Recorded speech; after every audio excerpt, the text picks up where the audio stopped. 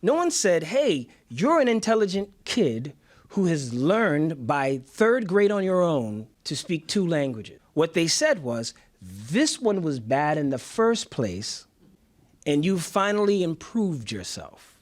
You've bettered yourself. You've perfected not sounding like your mama. You've perfected not sounding like your daddy. The less you sound like your own people, the better off you are.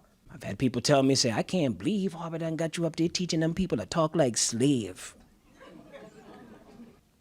So in your mind, you feel more pride in sounding like the enslaver than the enslaved.